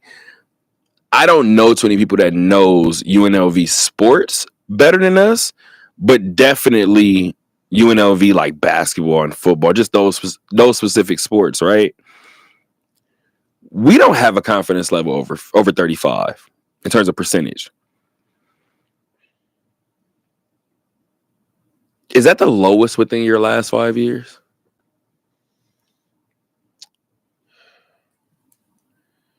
Yeah, probably lowest since that TJ Otzelberger's last year, second year, which was his last year. I think it's my lowest since that TJ year too. Again, I've been trying to make it make sense in my head about. Again, I don't know if you were here, if you were the one. I've been doing shows. Shout out to us actually for doing shows and swapping in so many different faces because we're giving you guys a real glimpse into our circle. This is our sports circle. This is our media circle. This is what we discuss. I remember we had briefly discussed that I keep reverting back to it, to be honest with you, but how loud and wrong I was last year about, well, no, there's no way Kevin's on the hot seat. I don't think he's there. You guys are kind of overreacting. And somebody kind of let me know, might not be a sauna yet, but it's pretty hot over there. I said, okay, interesting. And then the NIT thing happened, right? Those 2 wins happened earlier this year. And I checked in. And I said, I don't really feel like it did because the needle didn't really feel like it moved in the city. But is the energy different around those discussions? Person said, nope. Okay. So from that regard, I've been trying to identify, and this is why I said I don't think you were here. There was one point, maybe 3 or 4 games ago, where obviously Fox Sports 1 pulls up Kevin Kruger's stats. He was 69-48 during his UNLV tenure. I said Kevin Kruger is probably going to end his tenure 20 games over 500 and will be fired from his alma mater. That's what it feels like, right? Tying this back together with the percentages, the fact that this is the lowest that we've had in maybe 5 years. This is the first time that I've looked at something, aside from this losing streak, right, that I've looked at and I've said there's some validity to it, and I see why people are saying, let's just get off this train now. Yeah, I mean, just your 5 Rebels are 500, 12-12, like 6-7 in the conference. Just middle of the pack and not Great Mountain West, and you just look at you just got to look at what's going on with football. There's a energy and excitement and a buzz, and there's a excitement around the Lady Rebels, and just overall Vegas as a whole growing sports town, and UNLV basketball is just getting left behind. I haven't been to a game this year. I mean, I'm not covering the team, but like as a fan, it's like, I'll be cool to just go back there and just check it out. But it's just kind of like, do I even want to? I'm not gonna lie. That just pissed me off so bad that when you said you haven't been there this year, I thought back to every game I've been at, and Alex, come out to the game Tuesday, dog. Like, I'm like, high school basketball. We met on campus, dog. Yeah. This is the wildest thing in the world. This man does not support our alma mater. That is hilarious, dog. That is funny because you haven't been at a single game. We played Memphis this year. You weren't there. Not there, no. That's great, bro. This is all right. So I'm gonna stop, but this is the 3rd show in the last 5, I think, that I've cried on the show. Like, I've literally cried on the show. What are we talking about? My bad. Come out to a game, damn it. I'm very serious. If the first time that you show up to a game this year is the Mountain West Championship, I'm gonna be very angry. I'm gonna be very angry, sir. You better. What we got next? Matter of fact, I'm telling you the next game. You said you can't make it. You're lucky. You're trying to avoid us. But anyway, UNLV is back in action on Tuesday here from the Thomas and Mack Center. 7 p.m. game. Should I be worried? It's Air Force. Is Air Force got to make 15 threes and just run a bunch of backdoor cuts? You asked for everybody's key card that night if you're Eric Harper. Everybody. Players included. I'm wiping everybody's fingerprint from the Mendenhall Center. They've won 3 games this year. And I don't mean in the Mountain West. Overall. I don't think they've won in the Mountain West. Do we have that number? They're 0-13 in the Mountain West. Hey, they beat UNLV last year, I was trying to avoid it. but it happened. Let's see who did Air Force beat? Who did Air Force beat? That is a great question. Okay, so Stony Brook. Didn't UNLV play them? No, that was Stonehill. Stony Brook. Stony Brook is 6-19 in the Coastal Athletic Conference. Jacksonville State. Jacksonville State, surprisingly, 13-7 in Conference USA. Okay. Bad. What is this school? Mercyhurst.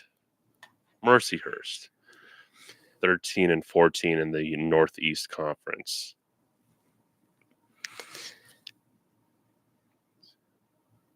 Kevin Kruger and this UNLV team bet not lose to this Air Force team. The Air Force took San Diego State to overtime a couple weeks ago. That was the game that I told you. I think I told you specifically because of the project that we're working on. I was watching that game at work, and I don't know why, but I was watching that game at work. Well, based on our project, I might have to soon. I'm staring at this game, right? Air Force has a lead early.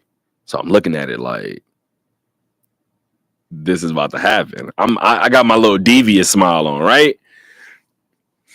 I look up again. Everything was tied at 24. Alex, I promise you, dog, I make 6 drinks. I look back up. It's like 53-24. So go look at the other time that they played. I saw that score and I was like, what? Air Force went scoreless for like 8 minutes. It's those again. Where's my camera? Not this time. Alex, if I'm being honest with you, dog, I don't know if I can physically take it if they lose this time. And this might be the first time in my life, and I'm going to be completely honest with you guys. I think all of us, especially Alex and I, because we had to cover UNLV football, so we seen it up close. We have learned to report without our hearts. I'm bringing mine on Tuesday. I'm just letting you know. Someone has to bring some heart on Tuesday. If I'm the only person bringing heart against Air Force on Tuesday night, what time is the game? Is it? Sorry, I don't mean. Please interrupt me. 7. Is it a 7 o'clock or 8 o'clock game? Is it 8 o'clock? I don't like you asking this question, Alex. It's a 7 p.m. game. 7 p.m. So there should be. You would hope some people there. Oh, that's what you were talking about. I was talking about. Were you talking about this team? No, I'm talking about this team stinking it up in every 8 p.m. game. Okay. Okay. That's what I'm thinking about. That's why when you said what time is it, I was like, you're on to something. It's 7. That's why I was like, are we safe? Like, are we safe? It's 7 o'clock. If it was 8, I would be terrified right now. I don't know what it is. Where are we at? First of all, let me get off of this topic before I blow a fuse. The team is 6th in the Mountain West. If the tournament started today, they would play Air Force.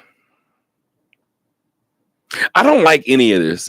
All of this feels like an omen, and it feels weird, and I don't like it. I'm gonna be honest. I don't like it. I don't like it. I don't like it. Those 2 big wins over Utah State and San Diego State. There's a verse in the Bible about pride coming before a fall. That's what that may end up serving as. Because again, I mentioned the Minnesota Timberwolves earlier this year, right? Respectfully speaking, I watched UNLV through the whole non-conference, and I said, hey, I don't know if I'm looking at a good team or a bad team yet. When they played Wyoming the first time, going into that game, I said, hey, I don't know if I'm looking at a good team or a bad team yet. You see those 2 games, right? There were some people in the city that was like, oh, Vegas has turned the corner. UNLV has turned the... I don't know if I'm looking at a good team or a bad team yet. And at that point, when people were after those back-to-back wins, I told people, I'm not trying to be the pessimist,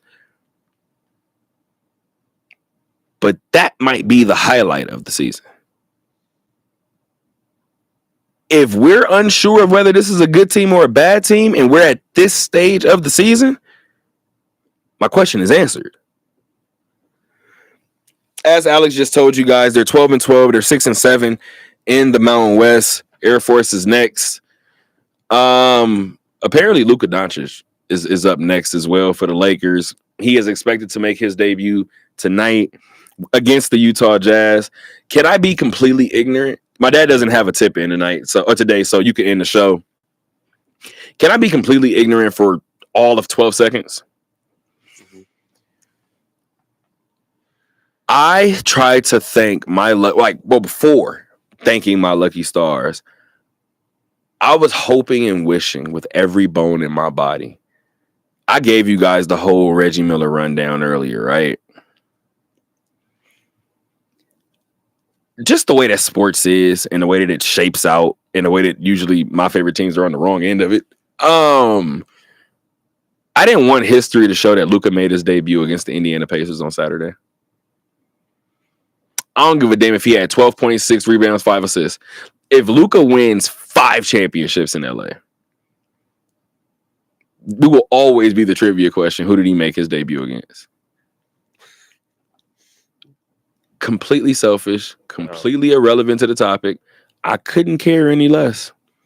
Just me being a sports fan. When they said he was gearing up around Wednesday, I was like, what time? What the calendar say? All right, I'm getting goosebumps. All right, Saturday.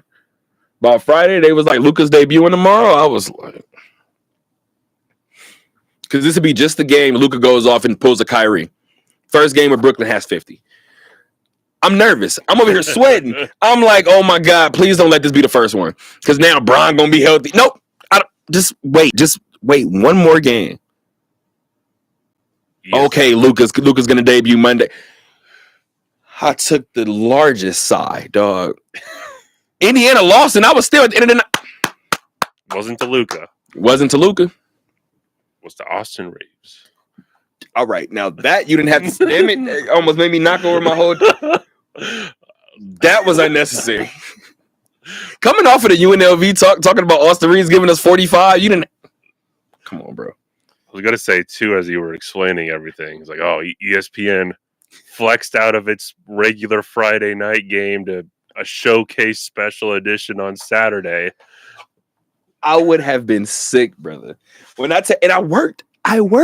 So I was at work. I said, bro, I can't take this. I wouldn't be able to be at work right now. I really think that that's Larry Bird 2.0. I sincerely believe that. So I just didn't want no part of that. I do have a question for you.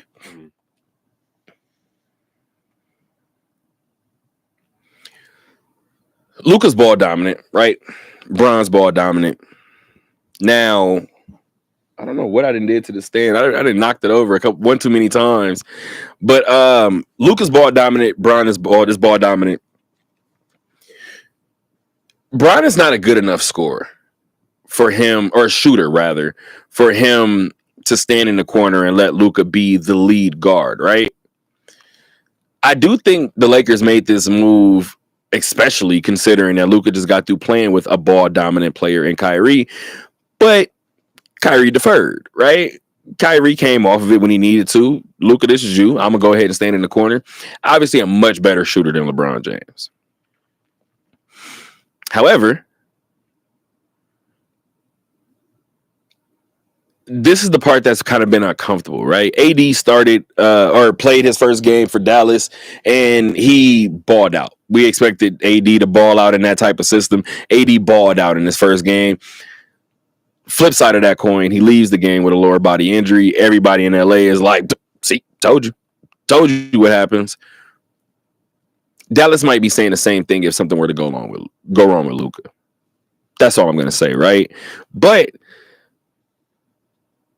I mentioned this maybe 2 years ago, and Bron has said twice, why would he retire when I'm still better than 70, 80% of the league? I'm with him. Why am I walking away? Mm-hmm. He said something 2 years ago during the season. Maybe it was last year. Somebody asked him something about his age and one of the games that he had. He said, well, at this stage in my career, something along the lines of, I didn't expect to be like the best player. And it raised my ears then. And I was like, hey, to me, that was a dog whistle to AD. These keys are right here. I'm not handing them to you for a reason. I feel like the same way Kyrie learned in Boston and he went to Dallas, and obviously he had Brooklyn in there, but he went to Dallas and got off the ball. I see where he's taking us. I think LeBron's going to do it, but completely random. It takes me back to the Club 520 podcast. And I don't know if you're an avid watcher, if you watch it at all. Jeff Teague is telling this story about Wesley Matthews. And he said that he told him, and this is where I'm glad to be an internet radio show because now I get to curse a little bit and get this off. Jeff Teague said he was a trash talker. Always was, right? He said he was trying to get in the other team's head. He said he's telling Wesley Matthews, hey, you going to let this white boy take all the shots? He said Wesley Matthews looked him dead in his face and said, that motherfucker cold. You can call it whatever you want. I'm going to give him the basketball and I'm going to move. It's what's going to happen. And like Jeff said, after like the first quarter, he was like, oh, that's what he meant. That's what he was talking about.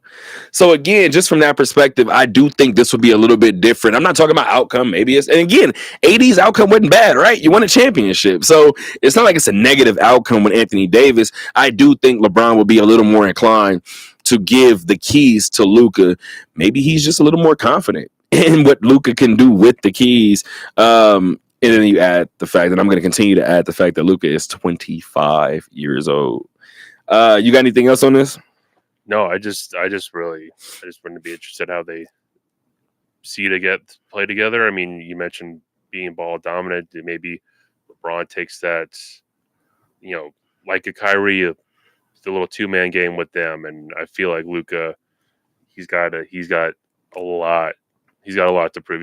He's got a boulder on his shoulder right now, and I think having that confidence of playing with LeBron, I think that's gonna raise him to another level too. You want to know something else that also makes it a little different? And just my basketball brain was going, just my coach's brain a little bit. Kyrie Irving is not 6'8". The ball will be in Luka's hand. Yeah. LeBron is going to be the screener. Yeah. Because everybody was like, well, do you put Bron in the dunk spot? No. I need Bron as just as much of a threat as Luka. That's my pick and roll. Yep. And not to sound like that, but having to decide whether I'm guarding LeBron James or Luka Doncic coming off the pick and roll sounds like a nightmare. Until next time, guys, keep on talking. It is be crazy.